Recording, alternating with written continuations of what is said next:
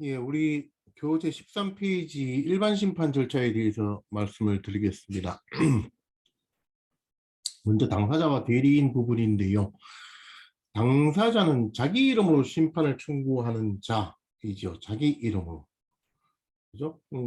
대리인은 자기 이름으로 심판을 청구하는 자가 아니지요. 이 점을 분명하게 생각을 하셔야 될 겁니다. 그죠? 위헌법률 심판의 경우에 그 법원이 헌법재판소에 위헌 여부에 관한 심판을 제청한다고 하지 않습니까? 이 경우에 그러면 법원이 당사자냐라는 문제가 생기는데 헌법재판소는 이 경우에 당사자라고 보지는 않습니다. 그죠? 그 결정서에 표시되기에도 결정문에도 제청법원이라고 표시되지 청구인 뭐 무슨 법원 이렇게 표시하지는 않습니다. 그죠? 그럼 재청 신청을 한 당해 사건의 당사자는 헌법 심판, 그러니까 위헌법률 심판 재청 사건에 있어서 당사자냐? 그렇게 보지도 않습니다. 그러면은 그 법률의 위헌 여부가 위헌법률 심판의 쟁송물인데 그럼 법률을 만든 사람 주체가 누굽니까? 국회잖습니까? 그럼 국회는 당사자냐? 이렇게 보지도 않습니다. 좀 묘하죠? 그러면 제청법원은 법률이 위헌이라고 주장을 하면서 위헌이라는 합리적인 의심이 든다는 이유로 위헌법률 심판을 제청했는데 그럼 법률을 디펜스하는 그러니까 그 법률이 위헌이 아니다라고 주장하는 주체는 없다는 말이냐? 규범적으로는 없습니다. 그죠? 규범적으로는 없고 대개의 경우 이제 이 경우에 정부의 소관부처에서 이해관계 기관으로서 위헌이 아니라는 의견을 내기는 합니다만은 그 경우에도 이해관계 기관이지 피청구인은 아닙니다. 나아가서 그 이해관계 기관이 논리필연적으로 그 법률이 위헌이 아니라고 주장하는 것도 아닙니다. 그럴 필요도 없습니다. 그냥 의견을 내는 기관에 불과한 겁니다. 조금 이상하죠. 그러니까 예를 들어서 종전에 그 호주제 사건에 대해서 법원은 그 당시 호주제 조항은 민법 조항 아닙니까? 민법 조항, 민법의 소관부처는 어딘가 하면은 정부 부처 중에서는 법무부입니다. 근데 법무부는 이 호주제가 위헌이라는 사건에 관해서 이해관계 기관으로서 의견을 내었는데 그 의견의 내용이 뭐였습니까? 의견 없음이었습니다. 의견 없음. 적절히 헌재가 알아서 처리하라. 다만 그 당시에 그 의견서에 기재되어 있었던 것은 법무부는 호주제를 폐지하는 법률안을 국회에 제출해 놓고 있다. 사실상 그 법무부가 위헌 의견에 동조하는 것처럼 보이죠. 그러면 그 결국은 그 의회에서 만든 법률을 위헌인지 여부에 관해서 심판을 하는데 위헌이라는 의견을 가진 기관은 있죠. 법원이 있죠. 그런데 위헌이 아니라는 의견을 논리필연적으로 제출해야 되는 기관은 없다 하는 좀 묘한 상황에 이르게 되는 겁니다. 그죠? 그런 점을 좀 이해하시기를 바랍니다. 탄핵 심판의 청구인은 국회다라고 보는 것이 헌재의 입장입니다. 헌재 소추위원은 국회의 대표자라고 보는 겁니다. 밑에 표시를 한번 보십시오. 청구인 국회, 소추위원 국회 법제사법위원회 위원장, 대리인 변호사 강재섭 외, 그다음 피청구인 대통령 노무현 이렇게 되어 있죠. 청구인을 국회라고 보는 겁니다. 근데 다만 주 46분에 있는 것처럼 법 49조 제2항은 헌재법은 소추위원은 탄핵 심판을 청구하며 이렇게 되어 있습니다. 그러니까 심판 청구서를 내어가지고 심판을 고하는 사람이 청구인이라고 본다면은 소추위원을 청구인이라고 볼 여지가 있다라는 겁니다. 그러니까 법문은 이렇게 되어 있다. 그렇지만 판례는 국회를 청구인이라고 보고 있다. 저는 사실 탄핵 심판의 청구인이 누구냐라는 문제를 가지고 발제를 한 일이 있습니다만은 저는 개인적으로는 소추위원이 청구인이다라고 하는 논지의 논문을 발표한 일이 있습니다. 혹시 궁금하실 분은 제 그 노션 페이지 중에 한번 쭉 와보시면은 그 논문을 읽어볼 수 있는데요. 아직 뭐 제가 정식으로 그 학술지 발표를 하지는 않고 있습니다만은 뭐 이렇게 저렇게 못하고 안 하고 있습니다만은 왜 그렇게 생각하는가? 청구인이라고 보는 입장은 뭐가 문제가 있는가? 라는 것에 관한 국회가 청구인이라는 입장은 뭐가 문제인가? 라는 것을 생각해 볼 수는 있습니다만은 어쨌든 판례는 국회를 청구인이라고 본다. 그죠? 권한쟁의는 권한의 유무 또는 범위에 관하여 다툼을 제기하는 국가기관 또는 지방자치단체가 청구인입니다. 그죠? 여러분 반드시 기억해 놔야 될 것은 청구인 능력의 관점에서 봤을 때 지방자치단체만 능력을 가지고 지방자치단체장은 능력이 없다라는 점을 정확하게 이해하시길 바랍니다. 그죠? 여기는 뭐 권한의 유무 또는 범위에 관해 다툼을 제기하는 국가기관 지방자치단체라고 하는 건 사실은 청구인 적격에 가까운 설명입니다만은 청구인이 될 수 있는 능력이라는 관점에서 본다고 하더라도 지방자치단체장은 청구인 능력이 없다. 그죠? 청구인 능력이 있는 지방자치단체 중에서 권한에 관한 다툼이 제기하는 기관, 다툼을 가진 기관, 그것이 청구인 적격이 되는 것입니다. 그죠? 적격을 가지는 겁니다. 정당예산 심판은 정부가 청구인이 됩니다. 그죠? 정부가 청구인이 됩니다. 그죠? 헌재법 68조 1항의 헌법소원의 경우에는 헌법상 보장된 기본권이 침해받은 자, 침해받은 자라고 규정되어 있습니다만 침해받았다고 주장하는 자는 청구인이 되는 겁니다. 68조 2항의 소원은 위헌법률 심판 재청 신청을 했다가 기각 결정을 받은 당사자입니다. 그죠? 여러분 잘 기억해 놓아야 될 게 15페이지에 있는 것처럼 행정청은 그죠? 행정청은 68조 2항의 헌법소원 심판에 청구인이 될 수 있는가? 있다는 것이 판례입니다. 그죠? 이것을 왜 강조해서 설명드리는가 하면은 68조 1항의 헌법소원의 심판 청구에 있어서는 청구인 능력이 있다 없다? 없다라는 겁니다. 왜? 행정청은 기본권을 수호해야 될 기관인 것이지 기본권의 주체가 될 수 없는 겁니다. 그죠? 기본권 주체성이 없는 겁니다. 그죠? 그러니까 기본권 주체성을 전제로 하는 68조 1항의 헌법소원은 제기할 수 없으나 그죠? 기본권 주체성을 전제로 하지 않는 68조 2항의 헌법소원 심판은 청구할 수 있다라는 겁니다.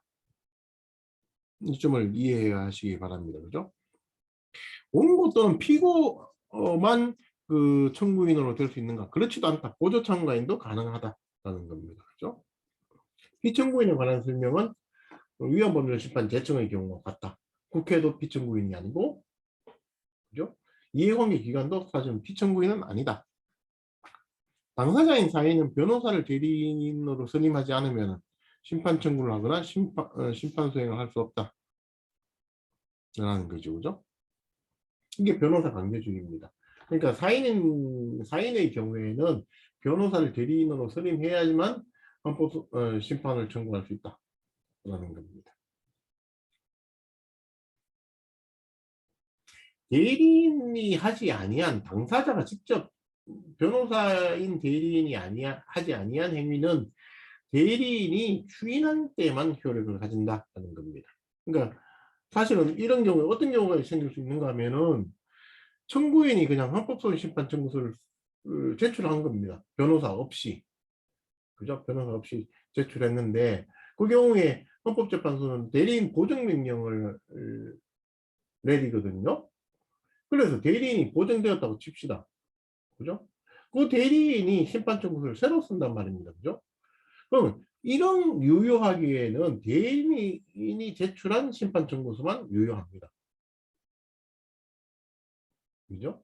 심판 청구서의 뭐 주장이라든지 이런 것들이 유효하다는 겁니다. 그런데 그 대리인이 먼저 제출한 청구인의 청구서를 추인하면 그때는 청구인이 제출한 서면도 유효한 것으로 된다. 이런 취지입니다. 그 다음에 청구는 뭐 신청주의, 서면주의, 도달주의라는 것이죠. 그죠? 서면으로 해야 되는 것이죠. 말로 할 수 없습니다. 그죠? 그 다음에 도달해야 된다는 것은 청구기관의 충족 여부를 따질 때, 그죠? 발송주의, 청구서가, 청구인이 뭐 발송한 때가 아니고 헌법재판소에 도달한 때를 기준으로 따진다. 그럼 청구인에게 유리한 것이죠. 그죠?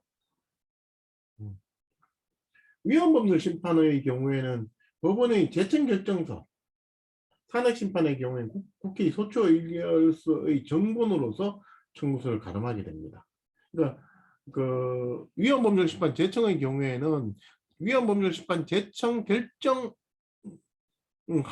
그 결정서 자체가 청구서를 대용한다는 겁니다. 따로 위헌법률 심판을 재청합니다라는 서면을 법원이 제출하지는 않는다라는 겁니다. 그렇죠? 그러니까 보정을 명할 수 있다라는 것이고요. 보정에 따른 보정이 있는 경우에는 처음부터 적법한 심판 청구가 있는 것으로 본다라는 겁니다. 예를 들어 가지고 뭐 변호사를 선임하지 아니하고 청구를 했다고 칩시다. 그죠? 그런데 그럼 헌재가 보정명령을 내렸다고 칩시다. 그럼 보정명령을 받아서 청구인이 대리인을 선임하면은, 그죠? 선임하면은 맨 처음에 심판 청구를 한 때로부터, 그죠? 보정이, 그러니까 청구가 있는 것으로, 적법한 청구가 있는 것으로 본다는 겁니다. 왜 이게 문제가 되겠습니까? 가장 대표적으로 문제된 건 청구기간입니다. 1월 1일 날 청구서를 냈는데 보정명령을 받아서 2월 1일 날 만약에 대리인을 선임했다고 칩시다. 그죠? 그러면 대리인을 선임해서 헌법소원 심판을 청구해야 되는데 대리인 없이 청구한 1월 1일자 청구서를 기준으로 한다면은, 아니 1월 1일, 자 1월 1일자를 하지 아니하고 2월 1일자로 그 청구 기간을 계산한다면은 청구인에게 불리해지는 것이죠. 그죠? 그렇게 보지 않고 보정을 명했는데 그 보정을 이행한 경우에는 원래 1월 1일 청구서를 기준으로 청구 기간을 계산한다라는 겁니다. 청구인은 대상을 특정하고 이유를 제시할 의무를 진다라고 하는 겁니다. 뭐 그렇게 중요한 건 아닙니다. 헌법재판에 있어서 입증 책임에 관한 문제는 그렇게 중요하게 다뤄지지는 않습니다. 사실 사실을 다투는 경우가 뭐 그렇게 많지는 않으니까요. 그런데 입증이 필요하면 청구인이 입증 책임을 진다라는 겁니다. 박스에 있는 판례를 한번 보시기를 바랍니다. 청구인은 이러이러한 사실을 주장하는데 그걸 인정할 자료를 제출하지 못했다. 그러면은 입증이 되지 아니하였다라고 보는 겁니다. 그 다음에 변론은 탄핵 정당에 한 권한쟁의는 반드시 구두 변론을 거쳐야 됩니다. 그죠? 법에서 명령하고 있는 겁니다. 그죠? 그러면 위헌법률 심판과 헌법소원에 관한 심판은 구두 변론을 필요적으로 열어야 되는 것은 아닙니다. 그렇다고 여는 것이 금지되는 것은 아닙니다. 그죠? 그러니까 반드시 열어야 된다라고 하니까 나머지 절차는 반드시 열 필요는 없는 겁니다. 열 수는 있는 겁니다. 이 판결이 중요한데요. 이 판결은 재판관이 지금 333에서 9명의 재판관으로 재판부가 구성되지 않습니까? 그죠? 그런데 재판 진행은 7명만 참여하면 할 수 있습니다. 판결도 7명만 있으면 할 수 있습니다. 그렇죠? 그 중에서 7명 중에서 각하 결정, 심판 청구를 각하하거나 권한쟁의 심판의 인용 결정은 그 과반수로서 할 수 있습니다. 예를 들면 재판관 7명이 판결에 참여해가지고 4명이 찬성하면은 각하할 수 있고 권한쟁의 심판을 인용할 수 있습니다. 그럼 그렇지 않은 경우가 있다는 거죠. 어떠한 경우죠? 위헌법률 심판, 탄핵 심판, 정당해산 심판, 헌법소원 심판을 인용하는 경우에는 재판관 6명 이상의 찬성이 필요합니다. 그리고 판례를 변경하는 경우에도 그러합니다. 그러니까 헌가, 헌나, 헌다, 그죠? 헌나는 아니고 헌마, 헌바, 판례 변경. 이것들은 재판관 6명 이상의 찬성이 필요합니다. 그러니까 재판관 9명이 있으니까 뭐그 3분의 2네? 이렇게 생각하시면 맞습니까? 틀립니까? 무조건 틀립니다. 그죠? 뭐 사실상 그게 일치할 수는 있겠지만은 재판관 6명 이상의 찬성이 필요하다. 6명 이상의 찬성이 있어야지 그 인용 결정을 할 수 있다는 겁니다. 그죠? 재판관 재판관 평에 참여한 재판관의 3분의 2 이상의 찬성으로 인용 결정을 할 수 있다. 이렇게 말을 하면 맞다 틀리다? 틀리다라는 겁니다. 왜 그렇습니까? 재판관 9명이 다 참여하면은 3분의 2가 6명이 되는 건 맞지만은 재판관이 7명만 있어도 된다는 겁니다. 그죠? 7명이 있는 상황, 7명이 평에 참여하더라도 그 중에서 6명이 찬성해야죠. 3분의 2가 훨씬 넘지요. 그래야만이 인용 결정을 할 수 있다는 겁니다. 가, 나, 다, 라는 빼고 마, 바, 사건, 그 다음 판례 변경. 그렇죠? 이걸 잘 생각해 보시길 바랍니다. 옛날에 그 박근혜 대통령 탄핵 사건에서 어떤 문제가 있었는가 하면 그 당시 재판관이 8명이 결정을 했습니다. 재판관 8명이 평결에 참여했습니다. 그죠? 평결에 참여했는데 그 당시 청구인 쪽이 뭐라고 주장했는가 하면은 재판관 9명이 참여했을 때 재판관 9명 완전체가 구성되었을 때 평결을 해야 된다. 이렇게 얘기를 했는데 사실은 그건 규범적으로는 받아들이기는 어려운 주장이다. 왜 그렇죠? 재판관 9명이 필요한데 재판관 1명이 없어서 8명밖에 없으면은 사실은 그 1명은 법적으로만 보면은 탄핵에 반대한 것과 같은 효과가 있기 때문에 그렇습니다. 그죠? 왜? 탄핵에 관한 인용 결정을 하려면 몇 명이 필요하다? 6명이 필요하지 않습니까? 그럼 8명 중에 6명이 되기가 어렵습니까? 9명 중에 6명이 되기가 어렵습니까? 당연히 8명 중에 6명이 되기가 더 어려운 겁니다. 규범적으로는. 그죠? 그러니까 8명 중에 5명이 그러니까 인용 결정을 하더라도 인용 의견을 내더라도 인용을 못 하지 않습니까? 그런데 만약에 9명, 1명 재판관이 더 충원되어 가지고 9명이 되면은 인용되어질 가능성이 생기는 거죠. 그 1명이 찬성 의견을 내면. 그죠? 사실 저는 그때 그 박근혜 탄핵 사건에서 재판관이 8명이 있는 상황에서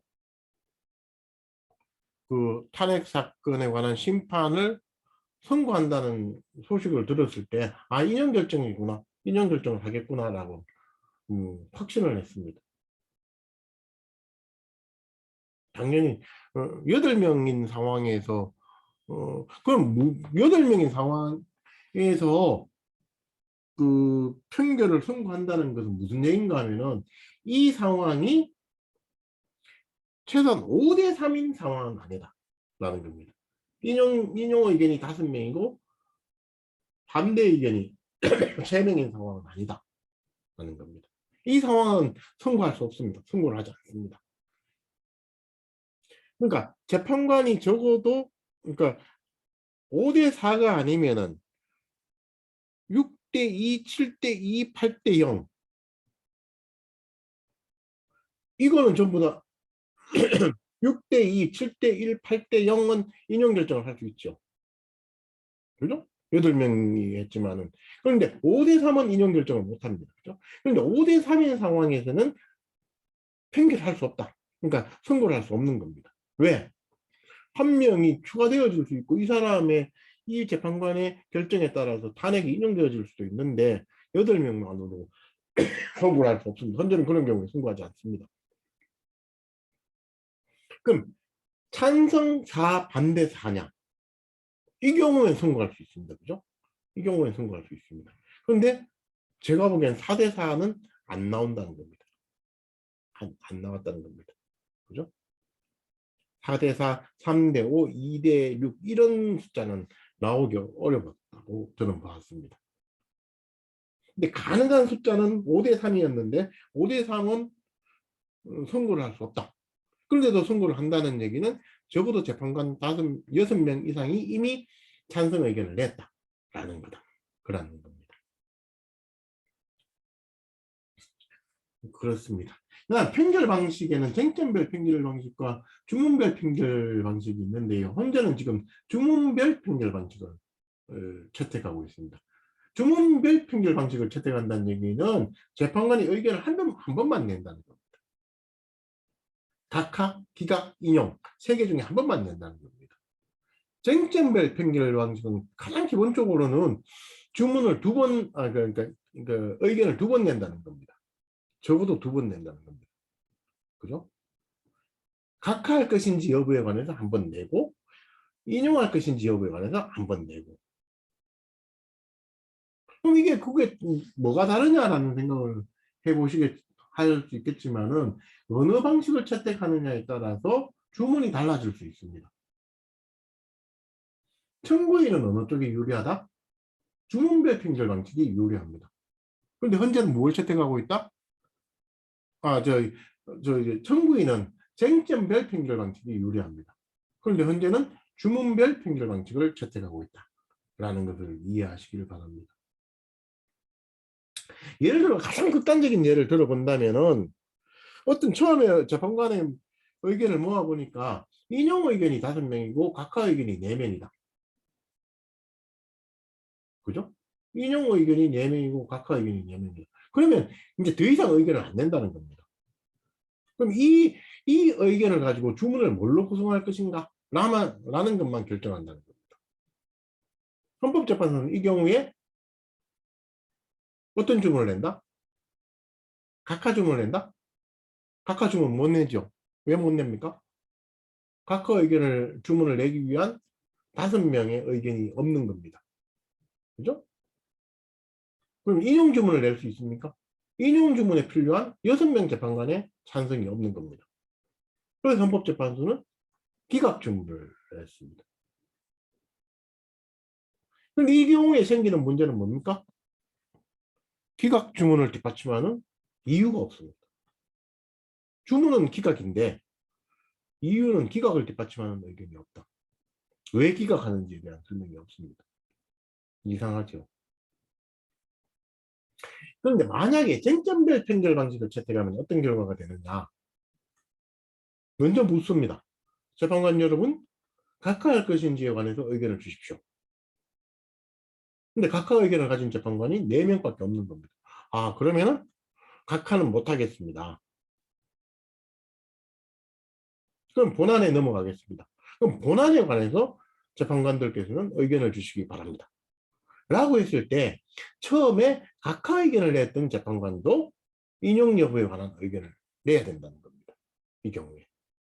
이게 달라진다는 겁니다.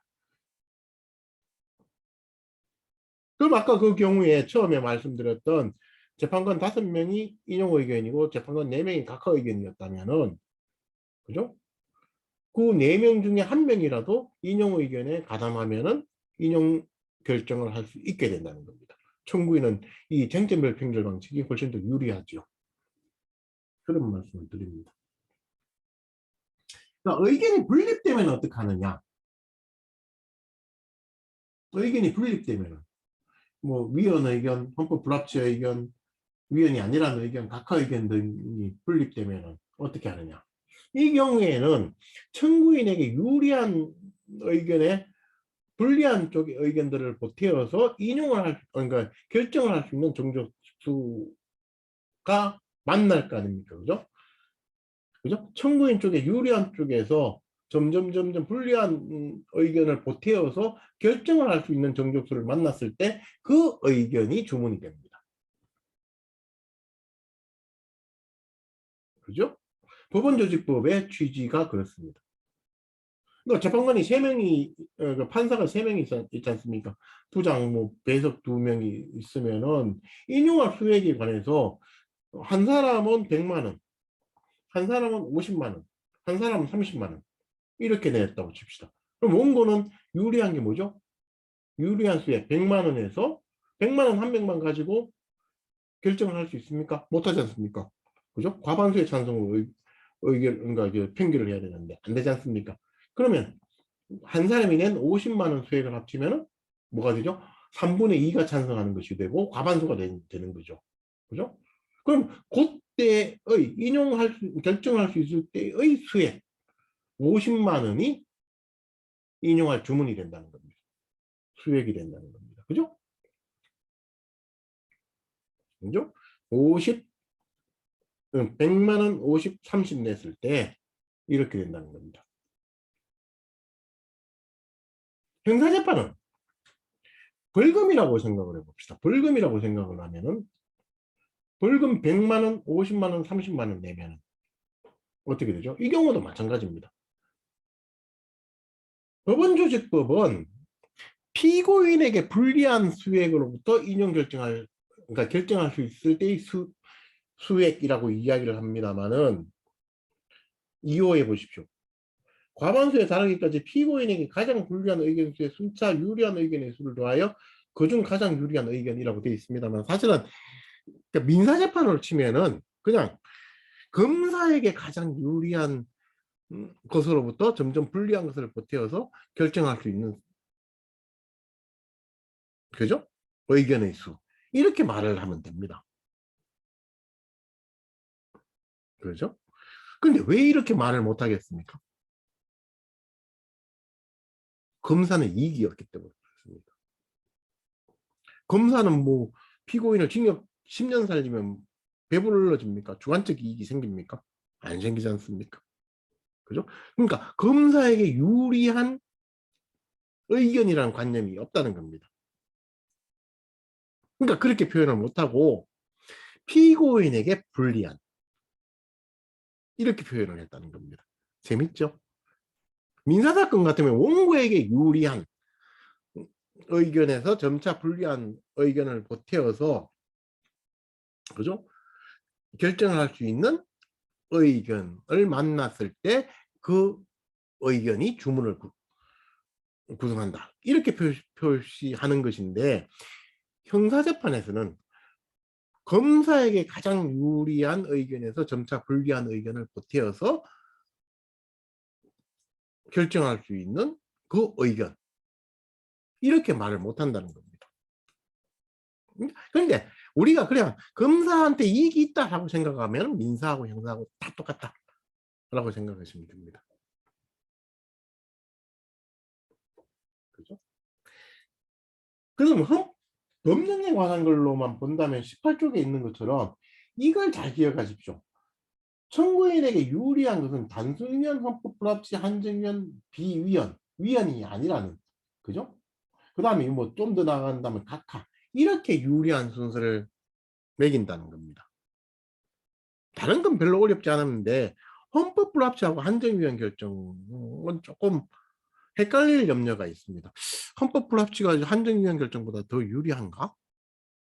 이런 생각을 해볼 여지가 생기는 면이 있는데 일단 이 부분은 헌법불합치는 일단은 그 전부에 대해서 위헌이라는 부분에 대해서는 전체 재판관들이 의견이 일치한 겁니다. 그죠? 다만 그죠? 효력 발생 시점에 관해서만 조금 의견이 다른 겁니다.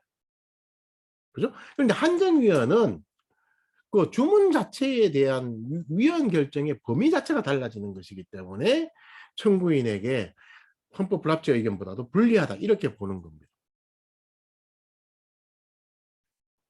그 적절성에 관해서 논쟁을 하려면 조금 복잡한 논점이 생기니까요. 그냥 요 정도 말씀을 드리겠습니다. 그래서 위헌, 헌법 불합치, 한정위헌, 그죠? 위헌이 아니다. 각하 이런 순서 청구인에게 유리한 어떤 주문의 순서를 매긴다는 것을 기억하시고 그 다음에 보시면 됩니다. 예를 들어 단순 위헌 5, 헌법 불합치 2, 위헌이 아니라는 의견 2. 이렇게 되면 어떻게 되느냐? 단순 위헌 5명만 가지고는 결정을 할 수 있습니까? 없습니까? 못하죠. 그죠? 못하죠. 그런데 헌법 불합치 2명을 보태면은 6명 이상의 찬성 의견이 생긴 거죠. 그죠? 그때의 주문, 헌법 불합치가 전국적인 주문을 구성한다. 라는 겁니다. 이걸 잘 기억하시길 바랍니다. 심판 비용에 관해서는 심판 비용은 청구인에게 부담시키지 아니한다. 국가가 부담한다. 라는 겁니다. 그죠? 약간은 객관소송적 측면이 있다라는 것이죠. 헌법소원의 경우는 주관소송이라고 합니다만은 그 경우에도 심판 비용을 물리지는 않습니다. 심판기간의 경우에는 접수한 날로부터 180일 이내에 결정을 하도록 되어 있습니다. 헌법재판소는 이걸 훈시규정이라고 보는 겁니다. 안 따라도 된다라고 봅니다. 안 따라도 된다고 본다. 실제로 180일 이내에 결정하는 경우는 별로 없습니다. 180일 6달 이내에 결정되는 경우 거의 없습니다. 특히 법령의 경우에 불교처분은 뭐 6달 이내에 결정되어지는 경우도 있습니다만은 대개의 경우 6달은 넘습니다. 그렇죠? 그런 정도의 말씀을 드리고요. 심판 대상을 특정하는 것에 관한 문제가 좀 그 기록형의 경우에는 좀 문제가 되어질 수 있는데요. 가장 기본적인 생각은 그렇습니다. 청구인을 아프게 하는 조항은 뭐냐? 그러니까 그 조항을 위헌이라고 결정하면은 청구인의 기본권이 회복되어지는데 가장 좁게 보았을 때의 그 조항이 무엇이냐? 라는 것이 뭐 가장 기본적인 아이디어입니다. 그런데 실천적으로는 이게 큰 의미가 없습니다. 여러분이 변호사로서 헌법소원 심판을 청구하거나 할 때 같으면은 되도록이면 망라적으로 청구를 하는 게 맞습니다. 왜? 또 위헌이라고 주장하는 글자 수에 따라서 심판 비용을 더 내라. 글자 한자당 뭐 10만 원. 이러면 글자를 줄여야 되겠죠. 그죠? 그런데 얼마나 위헌이라고 주장하느냐에 따라서 돈을 더 내고 뭐 달라지는 게 없습니다. 그럼 어떻게 해야 되겠습니까? 되도록이면 폭넓게 청구하는 게 맞습니다. 폭넓게 청구하면은 헌법재판소가 청구 취지를 등을 감안해서 탁탁탁탁탁탁 정리를 해가지고 이것을 심판 대상으로 보겠다라고 하면서 정리를 해줍니다. 그런데 만약에 심판 청구를 요만큼 해야 되는데 더 적게 해버리면 문제가 생기는 거죠. 그죠? 그럼 헌법재판소가 이걸 확장을 해가지고 직권을 확장해주면 괜찮은데 확장해주지 않으면 조금 골치 아픈 문제들이 생길 수 있습니다. 그러므로 실무적으로는 되도록이면 넓게 하는 게 맞습니다. 여기까지 하고 다시 설명을 드리겠습니다.